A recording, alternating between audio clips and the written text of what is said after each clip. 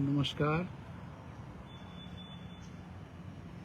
आज भावगंगा के 232वें अंक में आपका स्वागत है, अभिनंदन है। कल अंग्रेजी का अंक था, इंटरनेशनल एडिशन था और वो लोगों को बहुत पसंद आया।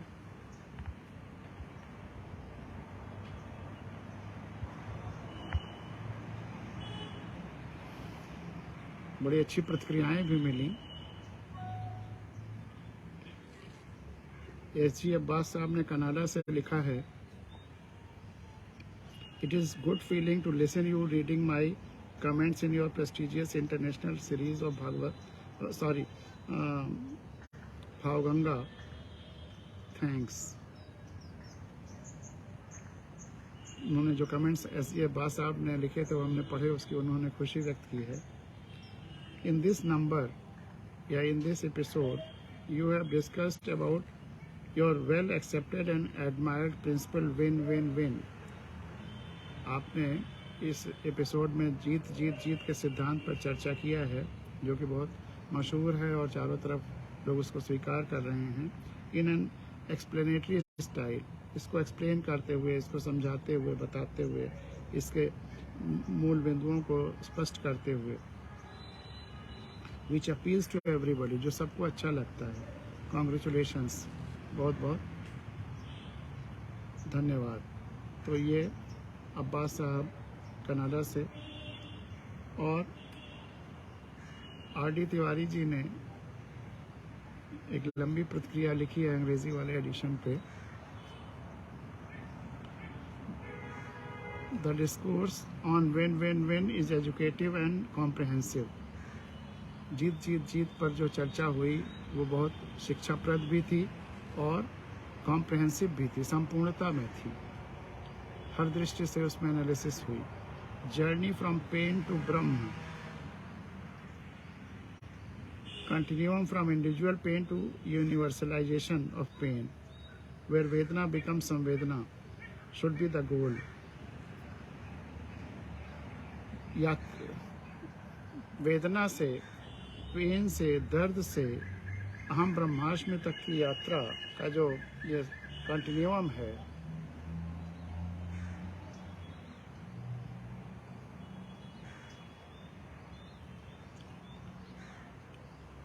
जो कंटिन्यूम है,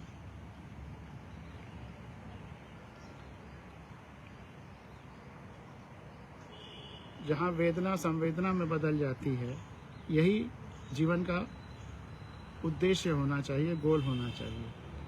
and that to me I could get it is the true win win win.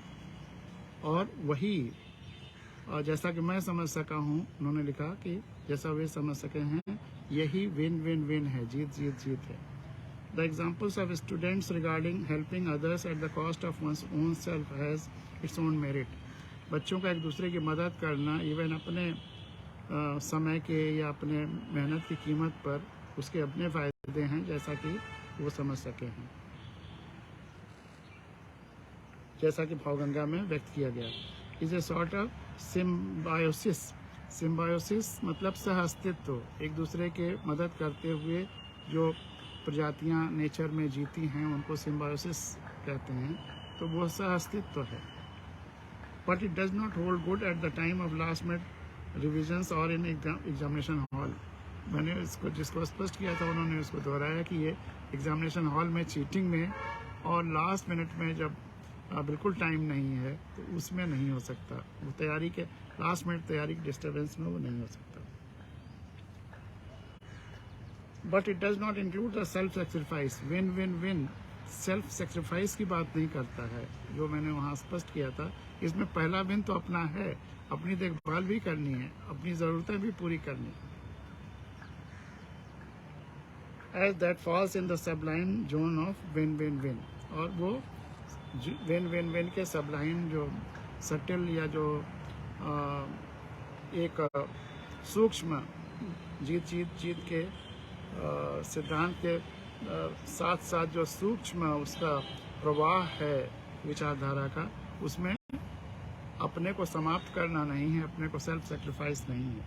अपना वही जियो और जीने दो, लेकिन खुद भी जियो और संपूर्ण ब्रह्मांड को जीने दो, संपूर्ण धरती को जीने दो खुशहाली के साथ। Thanks for triggering of a great thought process in pursuit of higher goals and for the welfare of one and all. उन्होंने धन्यवाद दिया for triggering of a great thought process, एक महान वैचारिक प्रक्रिया सब में शुरू करने का, उसको स्विच ऑन करने का, एक तरह ट्रिगर करने का, in pursuit of higher goals, उच्चतम आदर्शों के लिए कोशिश करने के परसूट में, and for the welfare of one and all, और सबके फायदे के लिए,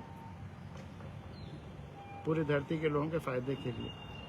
pray Bhavganga flows and flows forever, उन्होंने शुभकामना व्यक्त किया कि भावगंगा बहती रहेगी फॉर एवर एंड एवर, हमेशा के लिए, and for all times to come, और हर समय के लिए। तो ये आर.डी. तिवारी जी की प्रतिक्रिया थी।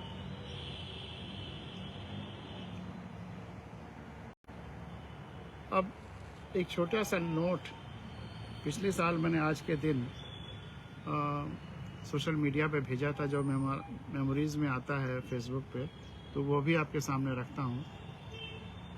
केमिस्ट्री या फिजिक्स के किसी भी बड़े वैज्ञानिक की कोई किताब खरीद कर चौराहे पर जाइए, केमिस्ट्री और फिजिक्स की किसी भी बड़े वैज्ञानिक की कोई किताब खरीद कर चौराहे पर जाइए और उसके पन्ने फाड़ना शुरू करिए, उसके चीथड़े कर डालिए, उसको रौंद दीजिए, इतने भी मन न भरे तो उसके पन्ने जला दीजिए। इस पूरी घटना का वीडियो बनाकर सोशल मीडिया पर डालिए।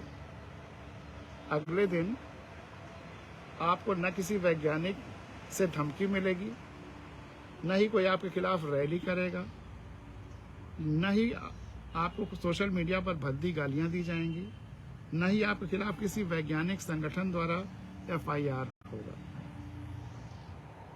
अब बहुत महत्वपूर्ण बात है कि सत्य किसी के पन्ने फाड़ने या जलाने से मिट नहीं जाता।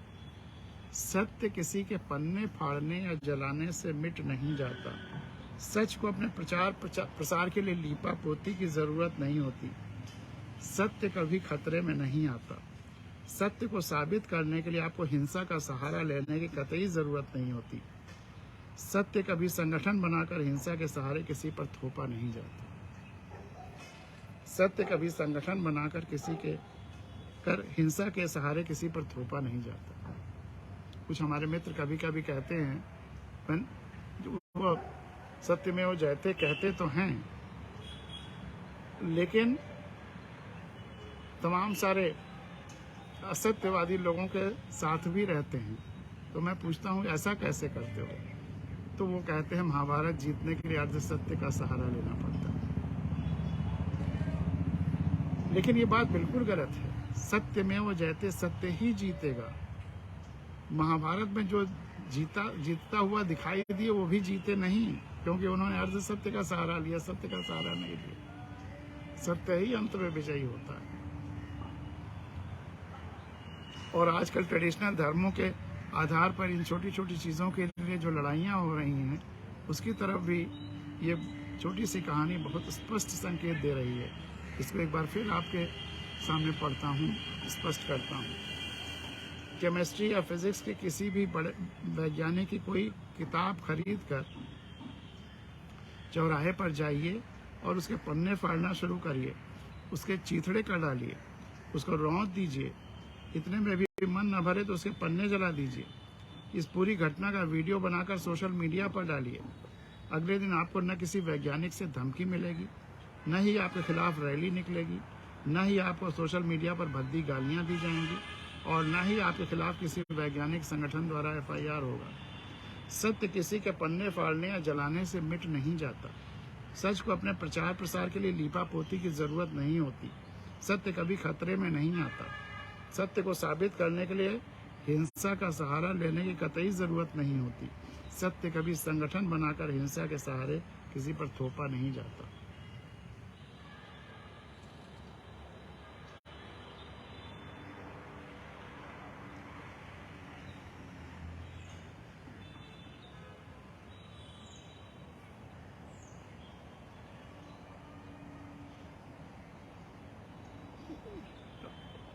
अब्बास जी ने, जिसमें हम लोगों ने संतुलन पर चर्चा किया था अभी कल वाले पे, उस पे एक प्रतिक्रिया भेजी है, वो भी आपके सामने रखता हूँ। इस भावगंगा के अंक में संतुलन पर चर्चा करते हुए आपने स्वामी रामकृष्ण परमहंस के संदेश का अच्छा उदाहरण दिया है। वैसे तो कहने में संतुलन या मध्यम मार्ग अपनाना बहुत आसान लगता है, लेकिन दरअसल ये दुनिया का सबसे मुश्किल काम है। इसीलिए हर धर्म और लगभग सभी महापुरुषों ने मध्यम मार्ग अपनाने की शिक्षा दी है। एक हदीस के अनुसार मोहम्मद साहब ने कहा है, बेशक हर चीज़ के दो पहलू होते हैं और इनमें एक दरमियानी रास्ता मध्यम मार्ग भी होता है। दरमियानी रास्ता या मध्यम मार्ग भी होता है। अगर कोई एक पहलू चुना जाए तो दूसरा अपना संतुलन खो देगा, और अगर दरमियानी रास्ता इख्तियार किया जाए तो दोनों पहले संतुलित हो जाएंगे। हर चीज़ में दरमियानी रास्ता चुनना जरूरी है। बहुत खूब अब्बास साहब। महात्मा बुद्ध घर छोड़कर जंगल की ओर जाते हुए एक गंधर्व लोकगीत गा रहे थे, जिसका मतलब था कि वीणा के तारों को इतना मत कसो कि टूट जाएं और इतना ढीला भी मत छोड़ो कि आवाज भी न निकले। इसका आशय यह है कि मध्यम मार्ग अपनाओ। मध्यम मार्ग ही संतुलन का मार्ग है। महात्मा बुद्ध घर छोड़कर जब जंगल की ओर जा रहे थे तो एक गंधर्व लोग गीत गा रहे थे, जिसका मतलब था कि वीणा के तारों को इतना मत कसो कि टूट जाएं और इतना ढीला भी मत छोड़ो कि आवाज भी न निकले। इसका आशय यह है कि मध्यम मार्ग अपनाओ। मध्यम मार्ग ही संतुलन का मार्ग है। गीता में भगवान कृष्ण ने अर्जुन को मध्यम मार्ग पर चलने का पाठ पढ़ाया है। इसी तरह संत कबीर के अनुसार अति का भला न बोलना, अति की भली न चूक, अति का भला न बरसना, अति की भली न धूप। कहने का मतलब यह है कि मध्यम मार्ग यानी सीधे रास्ते से ही आप अपनी मंजिल पर आसानी से पहुंच सकते हैं। और अंत में एक शेर कहते हुए अब्बास जी ने अपना पत्र समाप्त किया है। पहुंच गए सरे मंजिल हमारे साथ के लोग, पहुंच गए सरे मंजिल हमारे साथ के लोग, हम ही को शौक था रास्ते से हट के चलने का। पहुंच गए सरे मंजिल हमारे साथ के लोग, हम ही को शौक था रास्ते से हट के चलने का। धन्यवाद कहा है अब्बास जी ने। और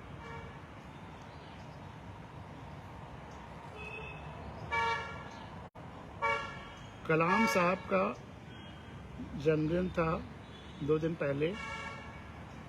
हम लोग उनको शुभकामनाएं नहीं व्यक्त कर पाए, तो बिलेटेड शुभकामनाएं हम लोग व्यक्त करते हैं। कलाम साहब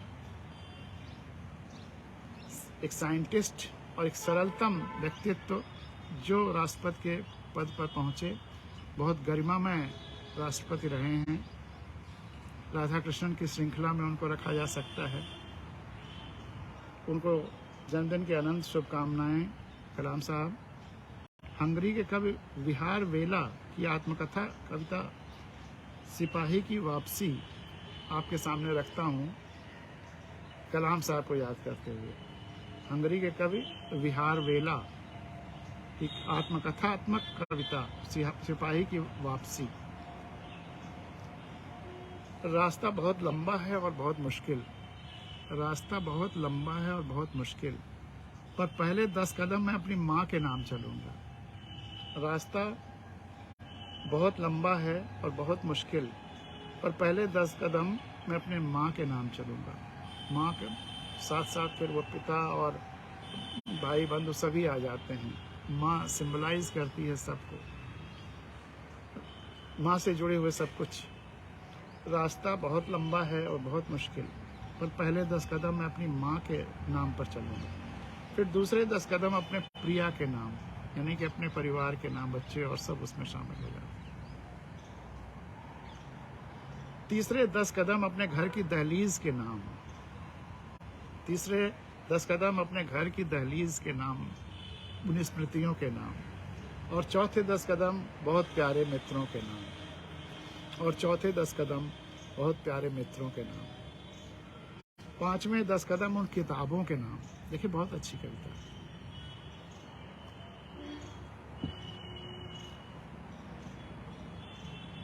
पांचवें 10 कदम उन किताबों के नाम जो अभी मैंने पढ़ी है, और 10 कदम सेब के पेड़ पर आने वाले फूलों के नाम, और 10 कदम सेब के पेड़ पर आने वाले फूलों के नाम। क्योंकि वो सेब के बाग हो सकता है उनके पास रहे हों, कवि के पास, तो इसलिए उसकी नाम।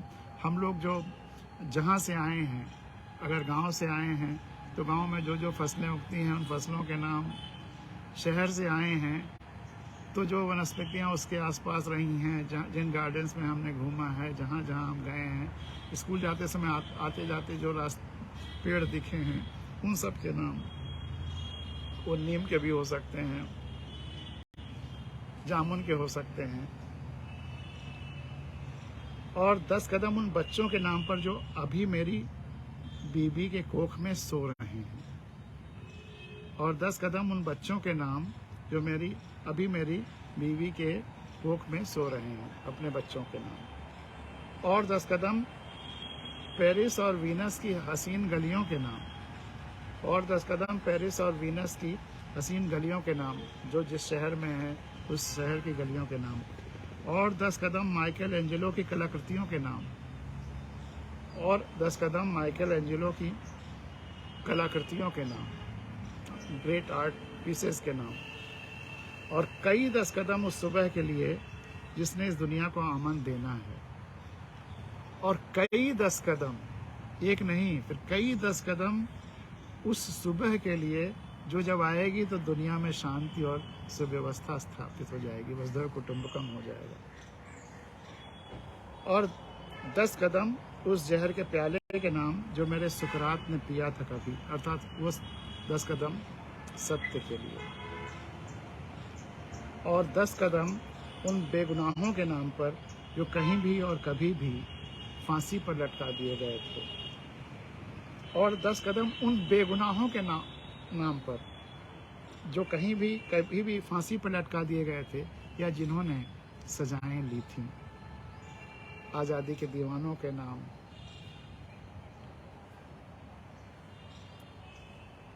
स्वतंत्रता के लिए कुर्बानी देने वालों के नाम। और जब वो कहते हैं कि कई 10 कदम उस सुबह के लिए जिसने इस दुनिया को अमन देना है, तो भावगंगा का उद्देश्य भी यही है कि वह सुबह आए, पूरी धरती में शांति स्थापित हो। तो कम से कम कुछ 10 कदम भावगंगा के नाम भी। आइए चलते हैं, आप भी चलिए। तो ये बहुत अच्छी कविता थी। कलाम मेरा सौभाग्य रहा है कि जब मैं चेन्नई में पोस्टेड था, कलाम साहब रिटायर होकर के प्रेसिडेंटशिप से रिटायर हो गए थे और अक्सर चेन्नई आते थे। चेन्नई उनका फेवरेट टाउन था ही, तमिलनाडु के थे वो। और हमारे कुछ मित्र उनके मित्र थे, जैसे डॉक्टर हिसामुद्दीन पापा और अन्य लोग, तो उनके साथ मैं कलाम साहब से मिलता था। एक बार अंतरंग चर्चा में मैंने 2 बातें कलाम साहब से कही और उन्होंने बहुत संतुलित तरीके से सुना और प्रतिक्रिया दी। ये मुझे बहुत खुशी है। ये मेरी अपने मेरे लिए गौरव की बात रही है। कलाम साहब से मेरी चर्चाएं चेन्नई में अंतरंग हुई। मैंने कहा, कलाम साहब, आपकी मैं बहुत इज्जत करता हूँ। राष्ट्रपतियों में राजेंद्र बाबू के साथ सबसे ज़्यादा आपकी इज्जत करता हूँ, और मैं और भी ज़्यादा इज्जत करता, लेकिन 2 बातें ऐसी हैं जिसकी वजह से, जो मेरे हिसाब से कुछ और होना चाहिए था, आपने कुछ और किया। तो उन्होंने कहा, क्या? तो मैंने कहा, पहला याद करिए कि सुप्रीम कोर्ट ने ये फैसला दे दिया था कि जो भी कन्विक्टेड हो जाए, जो सजा याफ्ता हो, वो चुनाव नहीं लड़ सकता।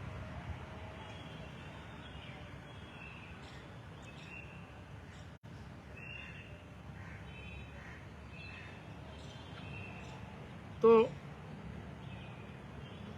पार्लियामेंट ने तुरंत उस फैसले को निरस्त करने के लिए एक बिल पास किया कि अगर वो सजा उसको किसी कोर्ट से मिली है लेकिन अपील में पेंडिंग है, तो चुनाव लड़ सकता है। और ये ये पास करके आपके पास दस्तखत के लिए भेज दिया। जाहिर सी बात है कि कॉन्स्टिट्यूशन में ये प्राविधान है कि फाइनेंस बिल के अलावा अगर और कोई बिल है तो राष्ट्रपति उसे वापस कर सकता है, लेकिन एक ही बार वापस कर सकता है। तो आपने वापस कर दिया, पार्लियामेंट ने फिर उसको पास किया और दोबारा आपके पास भेज दिया। अब दोबारा आप वापस तो नहीं कर सकते हैं, लेकिन दस्तखत करके भेजने की कोई समय सीमा भी नहीं है, और पार्लियामेंट का चुनाव होने जा रहा था। अगर आप उसको दस्तखत करके न भेजते, सरकार का आप पे दबाव रहा होगा, मंत्रिमंडल का दबाव रहा होगा, क्योंकि सरकार तो जनता की है, जिस आपकी भी है, सबकी है, लेकिन उस दबाव के आगे आपने दस्तखत करके भेज दिया वापस, और दस्तखत करके, जिसकी वजह से जो सजा जिनको हो चुकी थी वो भी चुनाव लड़ पाए। अगर आपने न दस्तखत किया होगा, होल्ड कर लिया होता, तो जितने सजा पाए हुए लोग थे वो चुनाव ही न लड़ पाते, और जो नई पार्लियामेंट आती वह इन सजा पाए हुए लोगों से डेफिनेटली बेहतर लोग फिर चुन करके आते, और वो पार्लियामेंट फिर उस पुराने बिल पे आपको दस्तखत करने को डेफिनेटली दबाव नहीं बनाती और वो लैप्स कर जाता। फिर जो भी सजा पाया हुआ व्यक्ति है वो चुनाव नहीं लड़ सकता। अभी तो लोग 30-30 साल तक मुकदमा खींचते रहते हैं और चुनाव लड़ते रहते हैं, जेल से भी चुनाव लड़ते रहते हैं। तो इसलिए जेल में है, और चूंकि अपील में है, इसलिए चुनाव लड़ सकते हैं। तो इसलिए ये जरूरी था कि आप उस समय बस इतना करते कि दस्तखत करके न भेजते, होल्ड कर देते।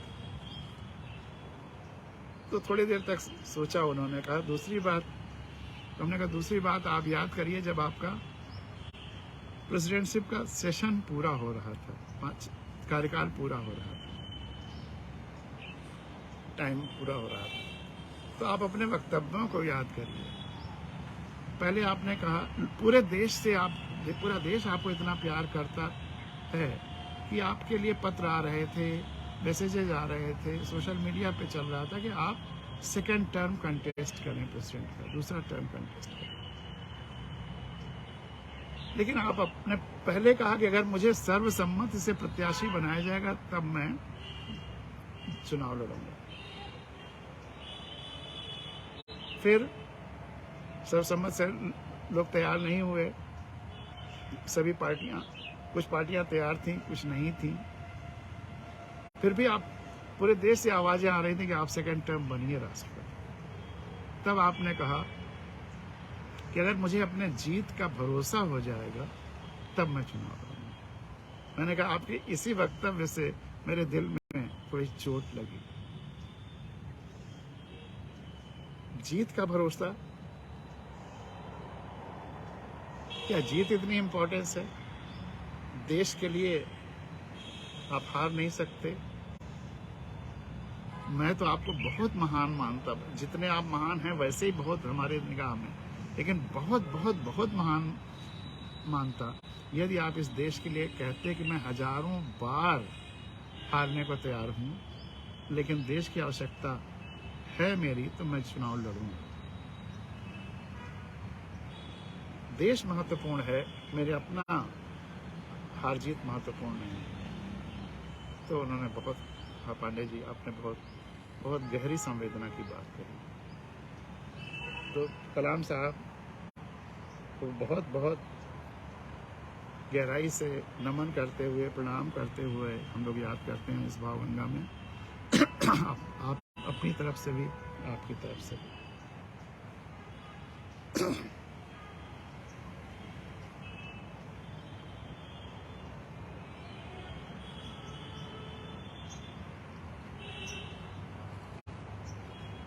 पिछले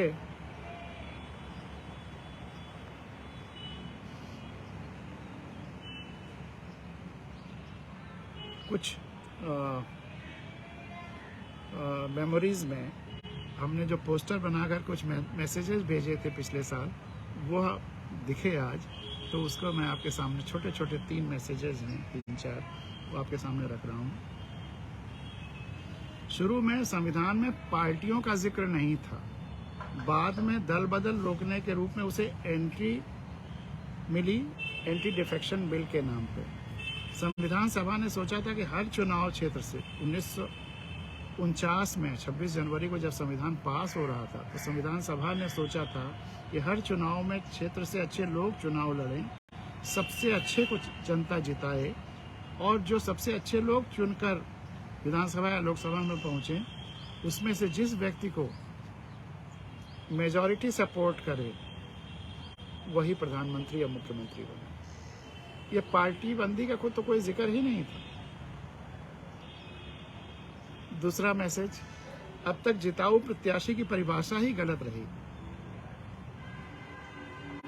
आप अक्सर चर्चाओं में, बहसों में, चुनाव में देखते होंगे कि अक्सर चर्चा करते हैं कि वो कौन जीतेगा, कौन जिताऊ है। अच्छा है इसकी चर्चा नहीं करते, जिताऊ है इसकी चर्चा करते हैं। जिताऊ कौन सी क्वालिटी हो गई?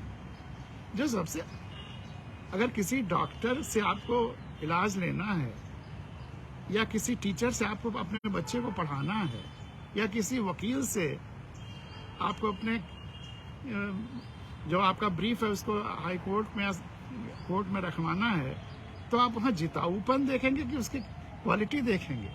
तो आपको अपने सेवक चुनना है तो सेवा की क्वालिटी देखेंगे ना।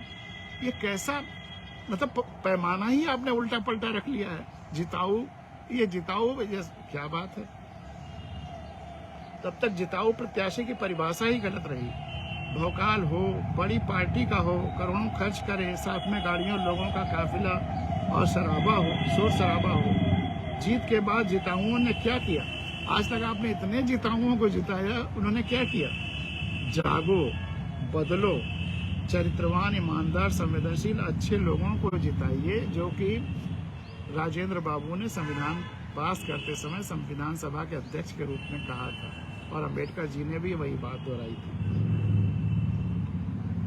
तीसरा, चुनाव में जो करोड़ों खर्च करके जीतता है, पैसा शराब बांटता है, ढेरों गाड़ियों के काफिले, कटआउट आदि, इन सब का बोझ अंततः किसको उठाना पड़ता है? आपको ही तो। कोई अच्छा आदमी सादगी से प्रचार करे तो आपको लगता है कि वो जिताऊ ही नहीं है, ये कैसे जीतेगा? अरे आपके वोट देने से जीतेगा कि प्रचार करने से जीतेगा? आप खुद ढूंढिए, अच्छे लोगों को वोट दीजिए। आपको मेहनत करने की जरूरत है अच्छे प्रत्याशी पाने के लिए। वो तो कमाने के लिए, व्यापार करने के लिए, लूटने के लिए मेहनत कर रहा है। और अंतिम छोटा ये पोस्टर टाइप का,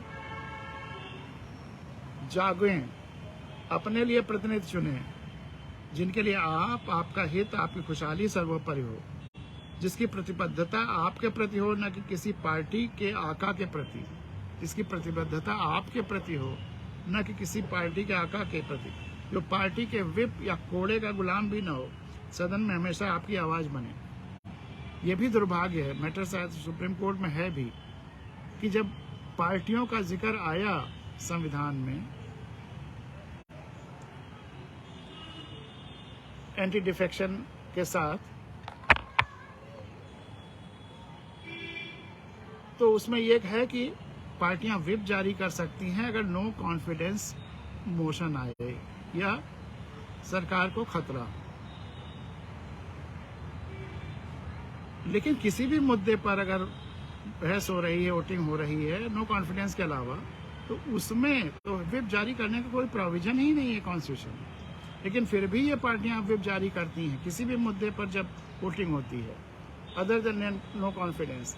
तो यह गलत है, यह नहीं होना चाहिए, क्योंकि वह आपका प्रतिनिधि होता है, पार्टियों का नहीं।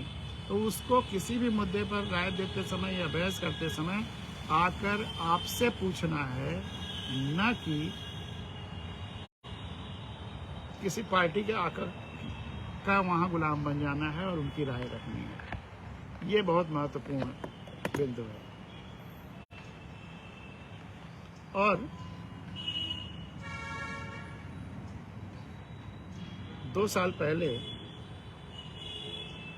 संविधान, लोकतंत्र, जनशक्ति और राष्ट्र कथा का एक सीरीज में सोशल मीडिया पर लिख रहा था। संविधान, लोकतंत्र, जनशक्ति और राष्ट्र कथा, इसका 7वां अंक की मेमोरीज में आज आया।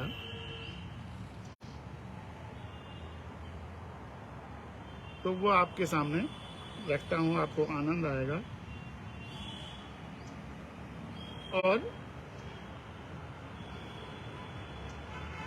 वो फोटोग्राफर की कहानी भी इसमें है, कथा में शामिल की गई, जिसको अक्सर मैंने कहा है। तो जो चाहे भावगंगा का या हम लोगों का पूरा जो एफर्ट है वो इसीलिए है कि जुगनुओं को मिलजुल कर ढूंढ जोड़ कर सूरज बनाना है। हर हाल में इस देश, धरा और लोकतंत्र को जगमगाना है। जिस व्यवस्था में आम आदमी की सुनवाई नहीं है, उस व्यवस्था के बने रहने में कोई भलाई नहीं है। संवेदनहीनता ही सबसे बड़ा मर्ज इस दौर का। डॉक्टर हकीम के पास इसकी कोई दवाई नहीं है। तो इस अंक के साथ ये जो आलेख भेजा था, उसके साथ एक फोटो भी भेजी थी। और फोटो में वो गिद्ध और एक बच्ची, या बच्चा बाद में पता चला शायद वो बच्चा था, छोटा सा, बिल्कुल हड्डी हड्डी रह गई थी ढांचा, और मरने वाला था, मरणासन था। और गिद्ध इंतजार कर रहा था कि वो उसको खाए, क्योंकि गिद्ध भी जिंदा को नहीं खाता, तो मरे हुए व्यक्ति या जानवरों को ही खाता। तो गिद्ध इंतजार कर रहा था। तो एक photographer, photo journalist Kevin Carter in 1993 Sudan के अकाल की घटना है, वहाँ गए तो सूडान का अकाल कवर कर रहे थे। उस बच्चे के पास पहुँचे, उन्होंने फ़ोटो खींचा, और उनकी फ़्लाइट वगैरह इतनी जल्दी रही होगी कि वो वापस चले। उस फोटोग्राफ पे उन्हें पुलित्ज़र प्राइज़ मिला।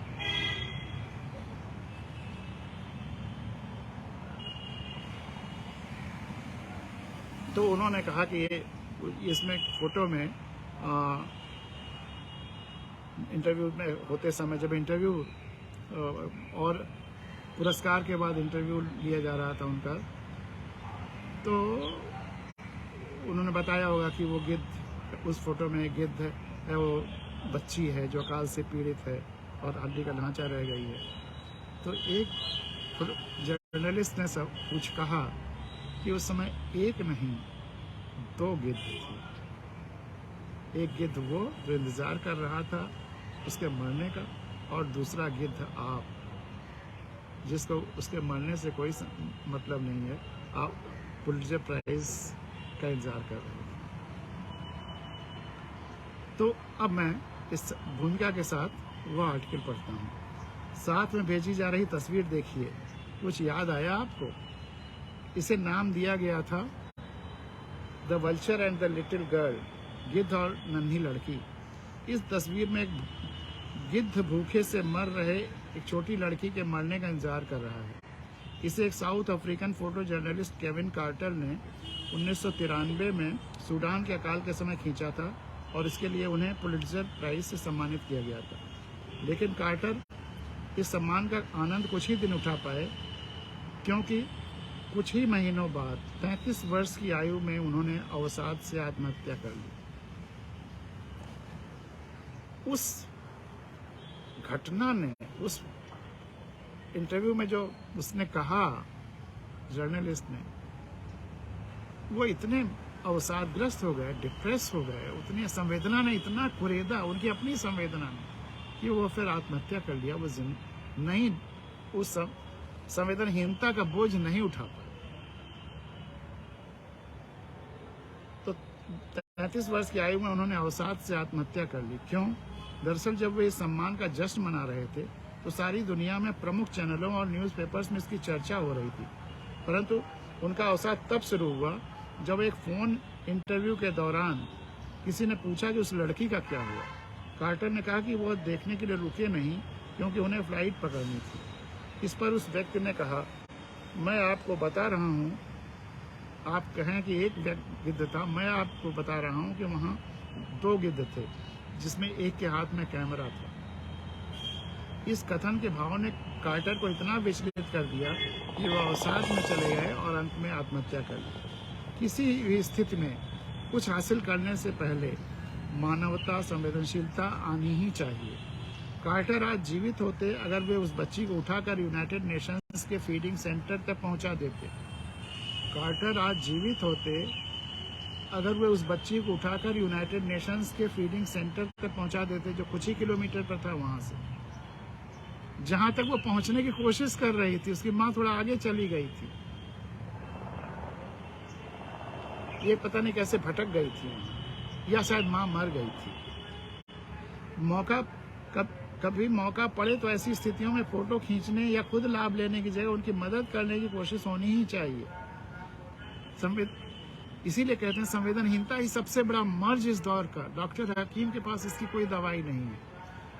भावगंगा वही दवाई बनना चाहती है। भावगंगा का प्रवाह केवल और केवल इसीलिए है कि ऐसी स्थितियों में व्यक्ति की संवेदना काम करे, व्यक्ति अपने बुद्धि से काम ना करे, अपने इमोशंस से, संवेदना से, सबके जुड़ाव के साथ काम करे, अपने जीवन के अस्तित्व को समझने की कोशिश करे। कभी मौका पड़े तो ऐसी परिस्थितियों में फोटो खींचने, खुद लाभ लेने की जगह उसकी मदद करने की कोशिश होनी चाहिए। लेकिन आज हमारे देश में क्या हो रहा है? देश की राजनीति क्या कर रही है?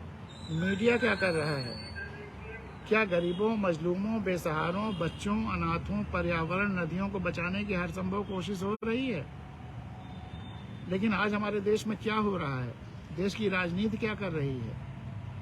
लोक नीति लाया ही नहीं जा रहा है, पब्लिक भी सो रही है। मीडिया क्या कर रही है?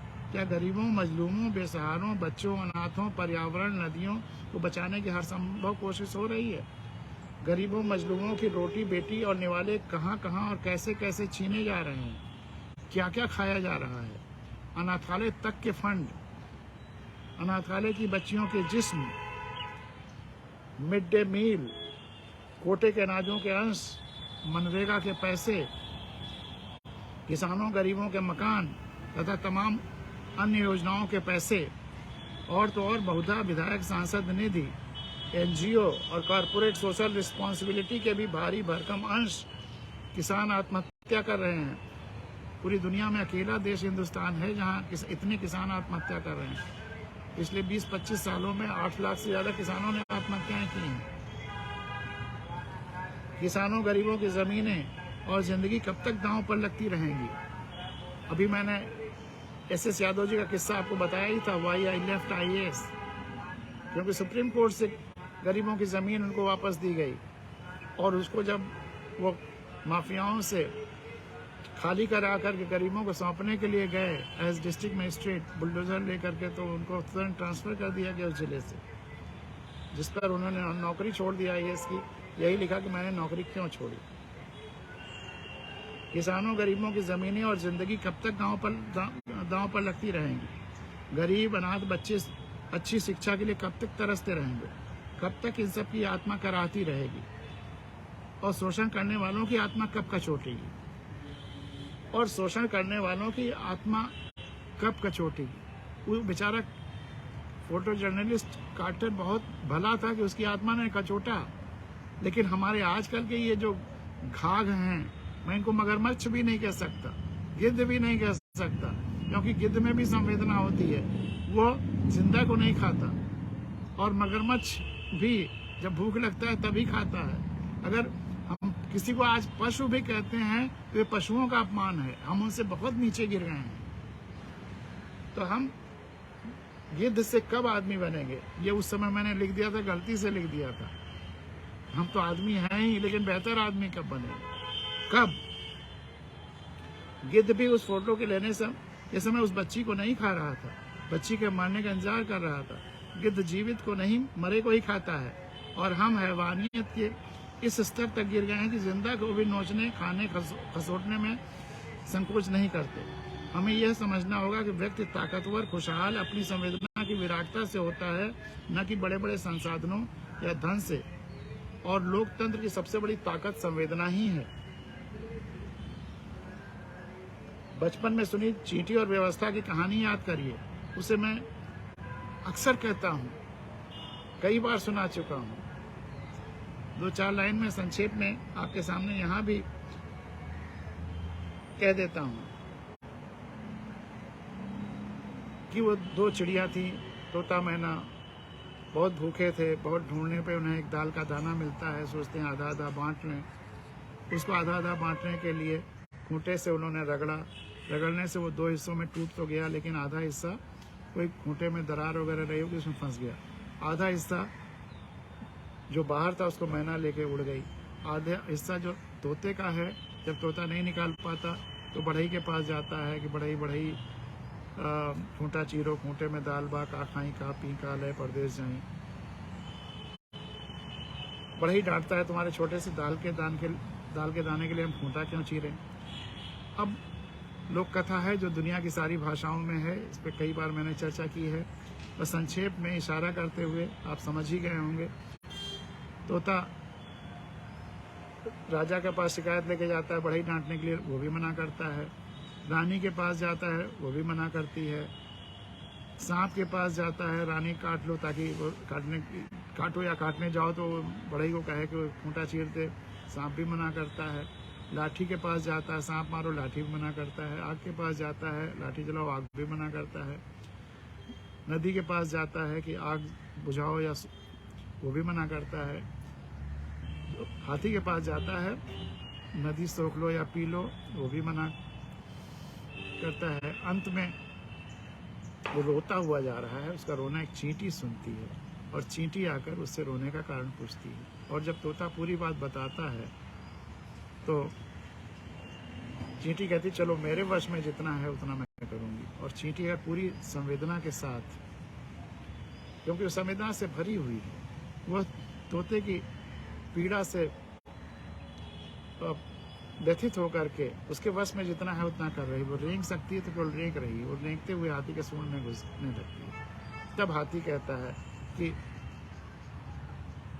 सूंड में घुसो सो मत कोई, हम तो नदी सोख लोई। और जब हाथी नदी सोखने जाता है तो नदी आग बुझाने को, आग लाठी जलाने को, पूरी प्रक्रिया उलट जाती है। और अंत में रानी राजा को छोड़ने को भी तैयार हो जाती है, राजा बढ़ई को डांटने को भी तैयार हो जाता है, उसको दाल का दाना मिल जाता है। अब इसमें सबसे शक्तिशाली एलिमेंट, जब मैं छोटे बच्चों प्राइमरी स्कूल के पूछता हूँ कौन है, और बच्चे छोटे से कहते हैं चींटी, तो बड़ा आनंद आता है, हौसला बनता है। भविष्य के जनरेशन्स अभी वो संवेदना कूट कूट के भरी हुई है उनमें सब। और सबसे ताकतवर चींटी है अपने किस गुण के कारण? ज्ञान बल में, बाहुबल में, धन बल में, सब बहुत हैं, लेकिन चींटी में संवेदना का बल है जो और किसी में नहीं। तो सबसे बड़ा बल संवेदना का बल होता है। और वही, अगर वही संवेदना का बल है मनुष्यों में, लेकिन आंखें बंद हैं, अपनी संवेदना के बल को खुद ही नहीं देख पा रहे हैं, इसीलिए अव्यवस्था को व्यवस्था चारों तरफ चल रही है। जिस दिन धरती के सारे लोगों ने अपने संवेदना के बल को पहचान लिया तो फिर वसुधैव कुटुंबकम होने में, धरती की खुशहाली आने में कोई देर नहीं लगेगी।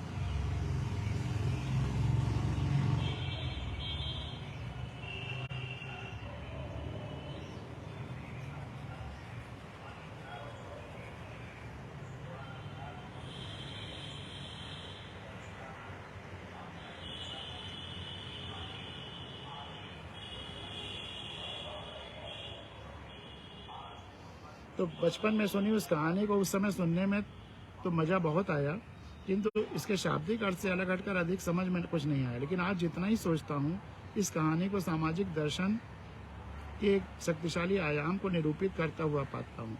कभी कभी तो लगता है कि पूरी सामाजिक और प्रशासनिक प्रक्रिया को जैसे ये कहानी निचोड़ कर हमारे सामने रख देती है। इन सब क्रियाओं का जितना सहज निरूपण यह कहानी कर देती है, वो शायद ही और कहीं देखने को नहीं मिलती। सबसे अहम भूमिका इस कहानी में चींटी की है। चींटी की विचार प्रक्रियाओं पर जरा हम विचार करें, ये चींटी है कौन?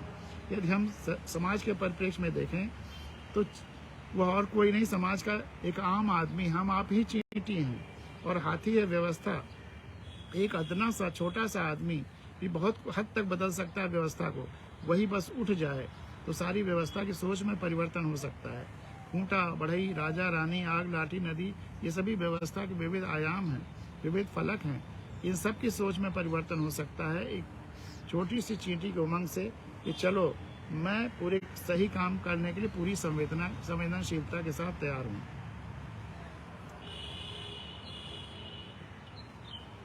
तो बस एक और चीज है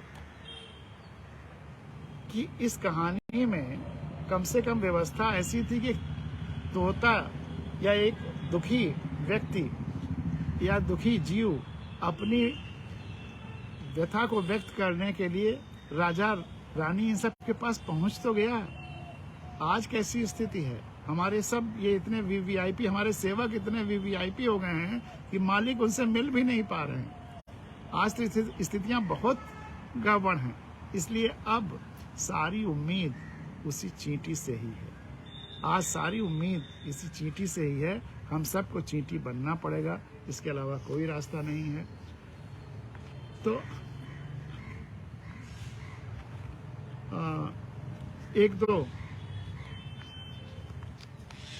एक गजल के कुछ शेर सुना करके आज की भावगंगा समाप्त करते हैं।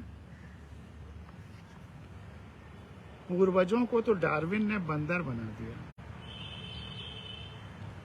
डार्विन के इवोल्यूशन ऑफ थ्योरी को याद करिए कि मनुष्य, बंदर, वनमानुष ये होते हुए इवोल्यूशन हुआ और हम मनुष्य इस धरती पर आए।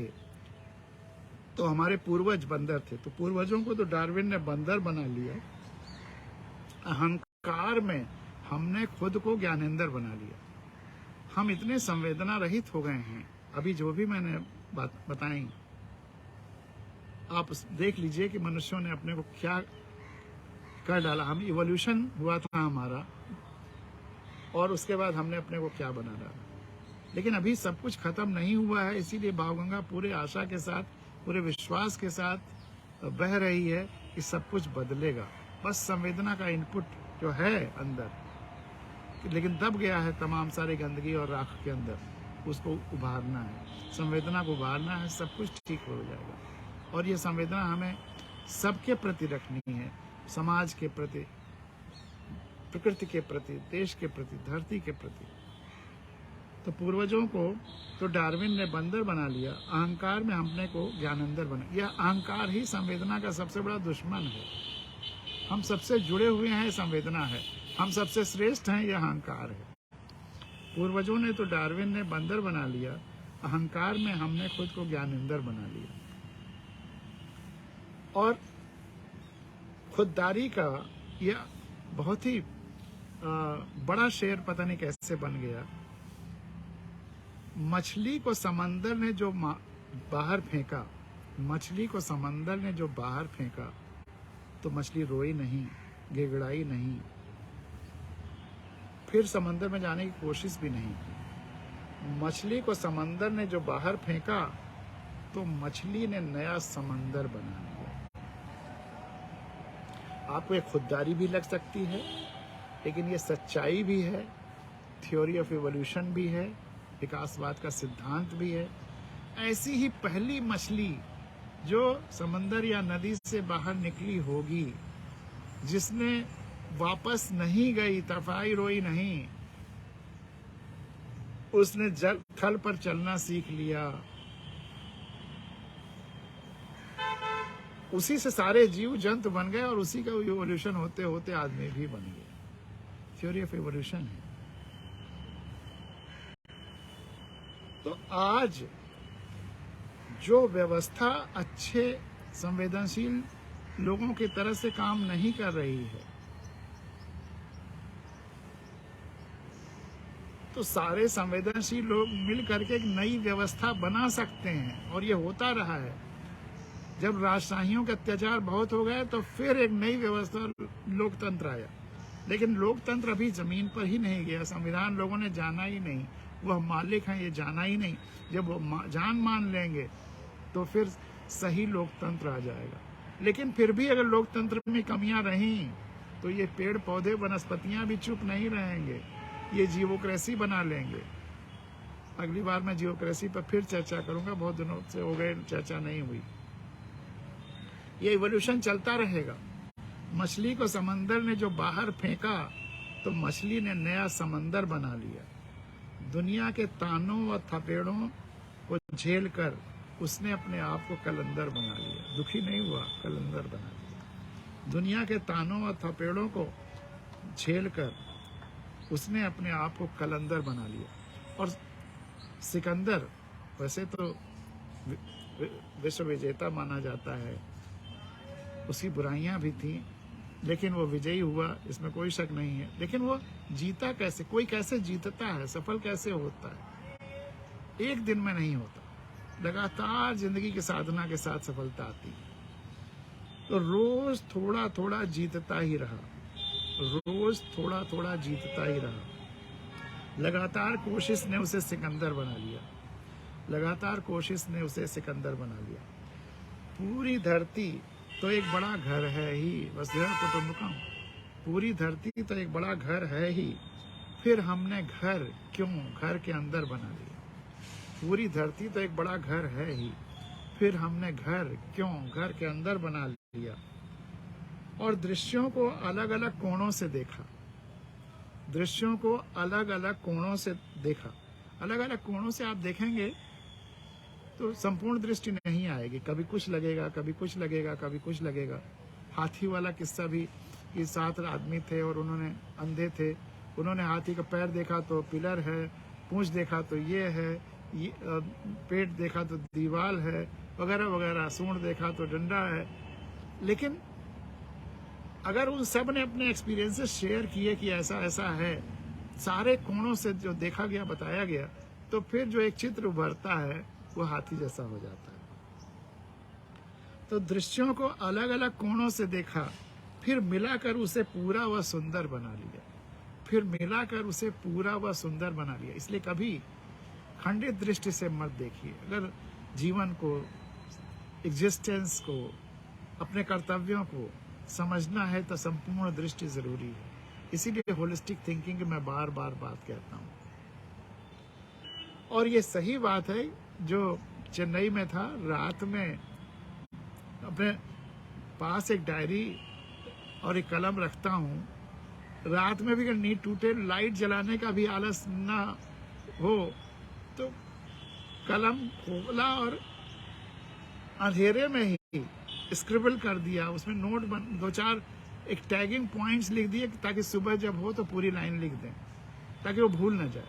क्योंकि बहुत सारे विचार बिल्कुल बादलों की तरह से होते हैं, कब उड़ जाते हैं कुछ पता नहीं लगता, फिर वो ढूंढने पर नहीं मिलते हैं। तो अंधेरों में बैठकर लिखी है ये गजल, ये सच्चाई है।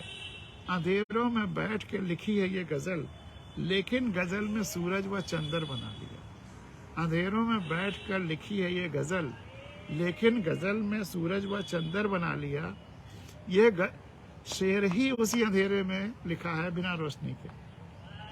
अंधेरों में बैठ कर लिखी है ये गजल, लेकिन गजल में सूरज व चंद्र बना लिया। और ऐसे मुद्दे भी आए जिन्हें हम ही हल कर पाए। वाकई जिंदगी में कई बार ऐसा हुआ कि ऐसे मुद्दे भी आए जिन्हें हम ही हल कर पाए। इसका कोई क्रेडिट ये नहीं है, बस 2 ही चीज, लगातार मेहनत, जुझारूपन और सभी एंगल से चीजों को देखना, संवेदना। और कोई क्वालिटी एक्स्ट्रा नहीं है, बस यही 3-4 चीजें कि जुझारूपन, लगा रहना, लगातार लगा रहना, संपूर्ण दृष्टि, संवेदना। ऐसे मुद्दे भी आए जिन्हें हम ही हल कर पाए। जुझारूपन ने हमें धुरंधर बना दिया, जुझारूपन ने हमें धुरंधर बना लिया। स्वयं अपने आप को तो जीत नहीं पाए, स्वयं अपने आप को तो जीत नहीं पाए। सभी मनुष्यों के लिए जो अहंकारी हैं, कि स्वयं अपने आप को तो जीत नहीं पाए, वैसे तो खुद को नरेंद्र बना लिया, वैसे तो खुद को नरेंद्र बना लिया। आज लोग अहंकारवश अपने को बहुत श्रेष्ठ घोषित कर रहे हैं, बहुत वीवीआईपी घोषित कर रहे हैं, बना रहे हैं, लेकिन अपने खुद को जीत नहीं पाए और सभी लोगों के इंद्र घोषित कर रहे हैं। सफेद हाथी सा हमारा सिस्टम रहा, सफेद हाथी सा हमारा सिस्टम रहा, व्हाइट एलिफेंट, और कहने को उसे गजेंद्र बना लिया। कहने को उसे गजेंद्र बना लिया, हाथियों का सम्राट। सफेद हाथी सा हमारा सिस्टम रहा और कहने को उसे गजेंद्र बना लिया। और आखिरी शेर, पेड़ों पौधों पगडंडियों को मिटा मिटा कर, पेड़ों पौधों पगडंडियों को मिटा मिटा कर गिरजा कहीं मस्जिद कहीं मंदिर बना ली, कहीं मंदिर बना ली। और कोरोना काल ने इस प्रक्रिया की निरर्थकता को सिद्ध कर दिया कि हम झूठे वही मृगमरीचिका में दौड़ रहे हैं।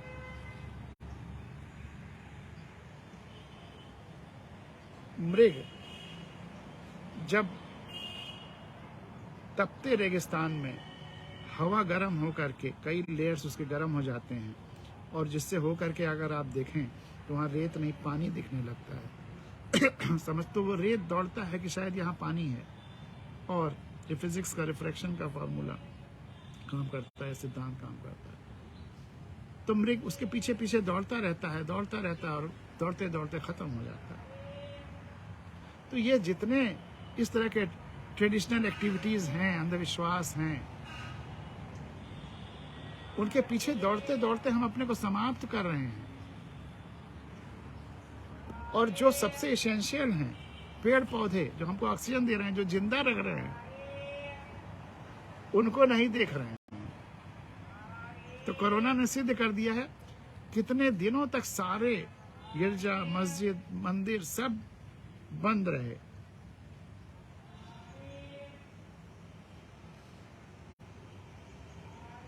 किसी ने उसके लिए कोई त्राही त्राही नहीं मचाई कि हमारा कुछ नष्ट हो रहा है। त्राही त्राही मची थी ऑक्सीजन के लिए। और जो ये पेड़ पौधे वनस्पतियां देते हैं, तो हमें ये हमारे असली देवता कौन है? इसलिए पेड़ पौधे कौन? यही हमारे देवता हैं। इन्हीं को पूजिए, इन्हीं को बचाइए। आप इनको बचाएंगे तो ये हमको बचाएंगे। तो पेड़ों पौधों पगडंडियों को मिटा मिटा कर हमने गिरजा कहीं मस्जिद कहीं मंदिर बना लिया। मछली को समंदर ने जो बाहर फेंका, तो मछली ने नया समंदर बना लिया। अब एक नया समंदर बनाने की जरूरत फिर से ह्यूमन रेस के सामने आ गई है। एक ऐसी धरती जो शांति, खुशहाली, जीव जंतु वनस्पतियों सबके साथ सहअस्तित्व, सबकी खुशहाली के लिए। तो हमें पूरा विश्वास है कि भावगंगा का ये सपना पूरा होगा हम सबके मिले जुले प्रयास से। बहुत बहुत धन्यवाद। आज का आपका दिन शुभ हो। बहुत बहुत धन्यवाद।